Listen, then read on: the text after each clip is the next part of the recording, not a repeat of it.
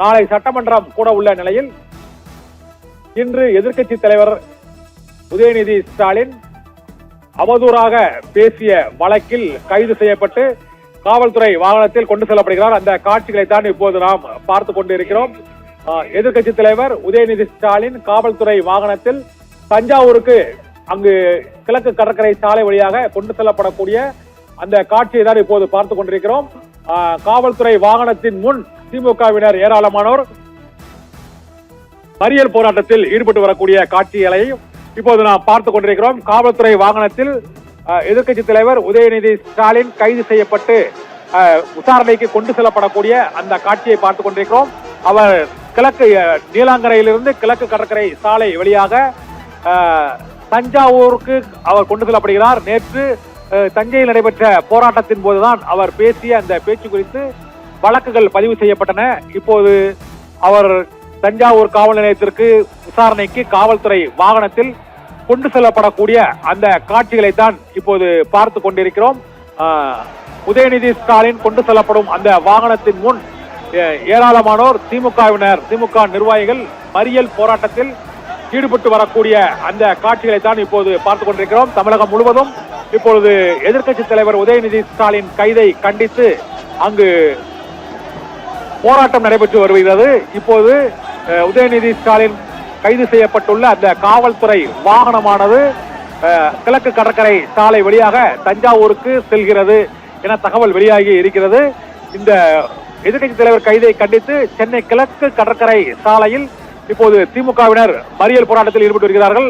அவர்களை அப்புறப்படுத்தும் காவல்துறையினர் நடவடிக்கையில் காவல்துறையினர் ஈடுபட்டு வரக்கூடிய அந்த காட்சிகளை நாம் இப்போது பார்த்துக் கொண்டிருக்கிறோம்.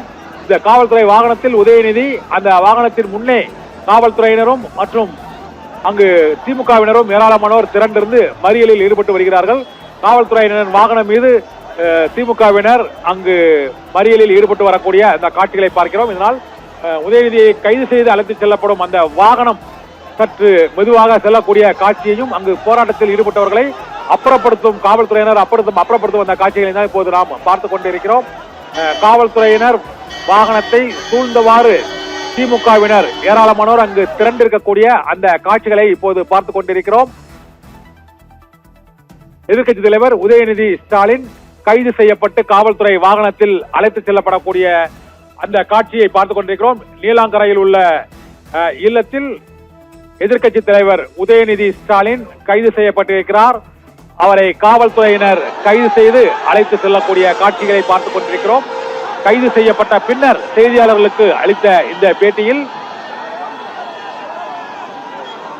காவிரி பிரச்சனையை மடைமாற்றவே இந்த கைது நடவடிக்கையில் ஈடுபட்டிருக்கிறார்கள் என்று உதயநிதி ஸ்டாலின் பேட்டி அளித்திருக்கிறார். இப்போது உதயநிதி ஸ்டாலின் காவல்துறை வாகனத்தில் இருந்து செய்தியாளர்களுக்கு பேட்டி அளித்த அந்த முதல் காட்சிகளை இப்போது நாம் பார்க்கலாம்.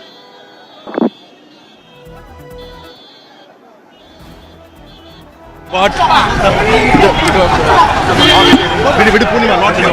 thing is, this